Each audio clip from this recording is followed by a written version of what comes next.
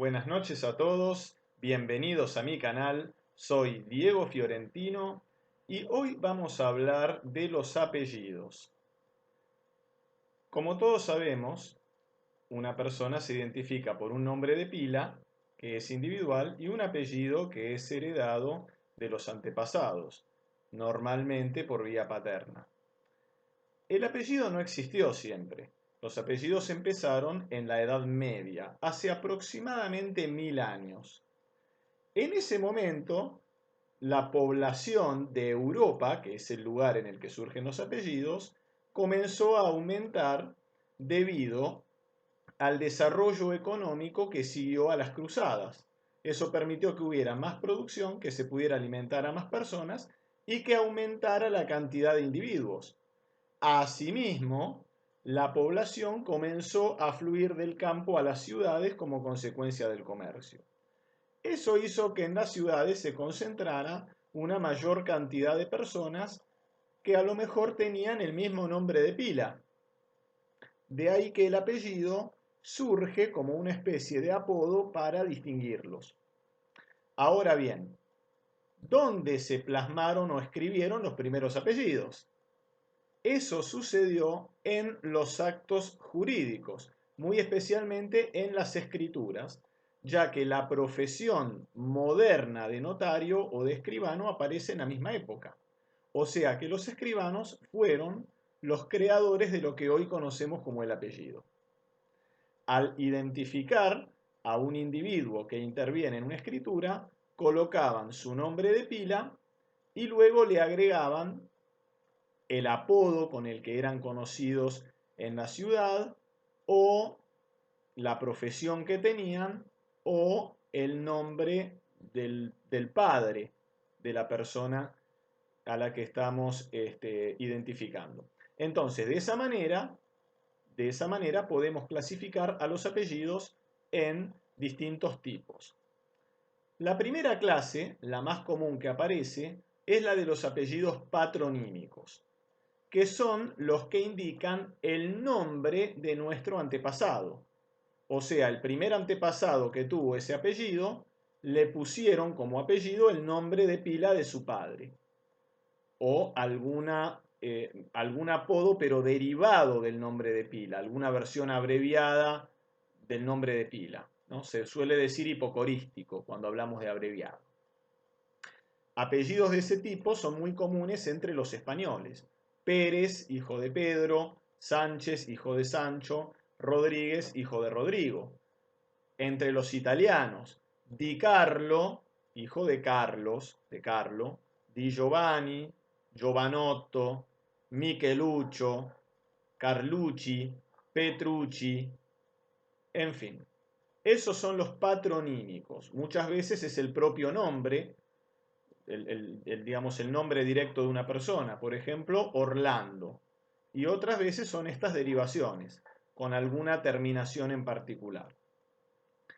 En segundo lugar, tenemos los apellidos toponímicos, que no nos indican el nombre del antepasado, sino el lugar de proveniencia. Y a su vez, los toponímicos se subclasifican en tres tipos.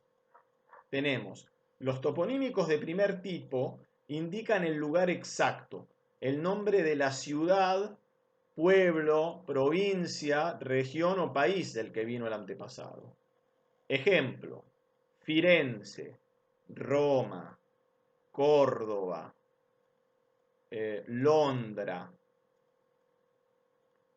Catalonia, Nápoli, Francia o Francia. Son apellidos toponímicos del primer tipo. Es el nombre propio del lugar de proveniencia del antepasado. Los toponímicos de segundo tipo son los gentilicios. Nos indican el lugar de proveniencia indirectamente. En vez de ser Roma, el apellido es romano. El apellido romano indica origen del antepasado en la ciudad de Roma. El apellido fiorentino, el mío, indica origen del antepasado en la ciudad de Firenze.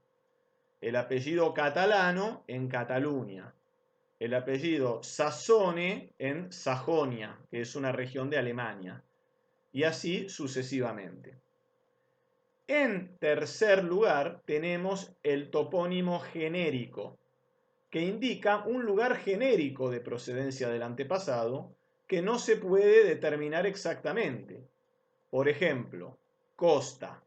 Nos indica que el antepasado viene de la costa, pero no de qué costa o de la costa de qué lugar. Costa, porta, montaña, molino, piazza o plaza son topónimos genéricos. El apellido Piazza nos indica que el antepasado vivía cerca de la plaza. Pero de la plaza de qué lugar, de la plaza de qué ciudad, de la plaza de qué pueblo, no lo sabemos. El apellido tiene una indicación genérica. En tercer lugar, tenemos los apellidos estatutarios. Los estatutarios son los que nos indican el estado social de la persona, del antepasado que teníamos. Ese estado social puede referirse a algún título de nobleza o a la profesión o al estado civil de la persona, pero a cualquier condición social o jurídica que tuviera la persona. Ejemplo, del re. Re significa rey. Conti significa que pertenecía a la familia de los condes. Barone, del varón. Príncipe, del príncipe. Del prete. Prete es sacerdote. Vescovo, obispo. Archidiácono, otro cargo eclesiástico. O podemos hablar también de simples profesiones. Murature, albañil. Falegname, carpintero. Piñataro, alfarero. Y así sucesivamente. También con respecto a ciertos estados civiles, como por ejemplo vedovato, que significa viudo. Hay toda una amplia gama que uno puede ver dentro siempre de la condición social o jurídica. Schiavo, que significa esclavo, son condiciones sociales o jurídicas. Mónaco, que significa monje, y así sucesivamente. Como cuarta categoría, tenemos los apellidos descriptivos, que son aquellos que describen física o de carácter físicamente o psicológicamente o moralmente a una persona. Y estos apellidos normalmente tuvieron origen en un apodo. Aquí entre estos apellidos tenemos de los que describen físicamente: Graso, que significa gordo; Baso, que significa bajo; tenemos Magro, que significa delgado; el propio apellido Delgado entre los españoles y fundamentalmente entre los portugueses; apellidos como Lungo, Longo o Luongo, que también significa alto; Moro o Moreno, que significa de piel oscura; Bruno, que también significa de piel oscura, aunque también puede ser patronímico porque es nombre de persona, y así sucesivamente. También de condición moral o de condición personal, como ser, por ejemplo, Malvicino, que significa mal vecino, o por ejemplo, Crudele, que significa cruel. Son apellidos que son apodos relacionados ya no con características físicas, sino con características morales de la persona. Y como quinta categoría tenemos los apellidos inventados, que son especialmente para los chicos abandonados y también para los conversos. Aunque esta categoría es una no categoría, porque muchas veces esos apellidos pueden encontrar dentro de las cuatro anteriores. Apellidos típicos de chicos abandonados: Espósito, Trovato, Delicioso, Precioso, Beato, Benvenuto, Amato. Pero Benvenuto y Amato también son nombres de pila, con lo cual también pueden ser apellidos patronímicos. Y muchos de estos apellidos también son puestos a personas que no eran cristianas y que se han convertido al cristianismo, sobre todo a partir de las expulsiones de los judíos y de los musulmanes en España y en el sur de Italia, en los siglos XV y XVI.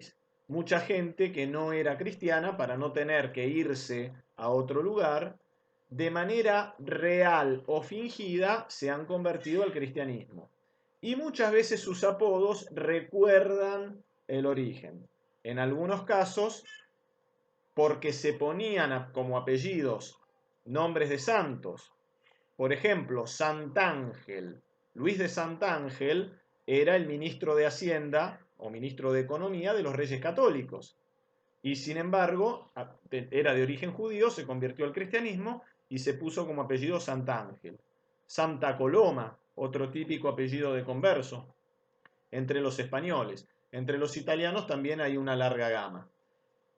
Y apellidos que directamente recuerdan el origen, aunque en estos casos no entrarían en la gama de apellidos inventados, sino en la de estatutarios o de apodos, como por ejemplo Rubino, que significa rabino, sacerdote, que significa sacerdote, Cohen significa lo mismo, apellidos como Leví, apellidos de distinta naturaleza, pero que tienen siempre esa relación que permiten determinar el origen. En el caso de los musulmanes, el apellido Saraceni o Saraceno o el apellido Serratore indican un origen musulmán.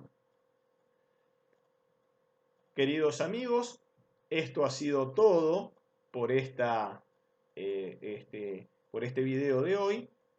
Y en lo sucesivo nos reencontraremos con más videos en los que continuaremos hablando de nuestras raíces culturales, latinas en general e italianas en particular. Así que me despido. Si alguno de ustedes quiere saber el origen de su apellido y yo por ahí se lo puedo decir o se lo puedo averiguar, y si no puedo le diré que no puedo. Algunos son muy difíciles. Siempre nos manejamos en el grado de la probabilidad, pero entre todos la idea es ir hablando de nuestros orígenes, de nuestras raíces, de nuestra cultura y de nuestra identidad. Sobre todo para aquellos argentinos y latinoamericanos en general que somos descendientes de italianos.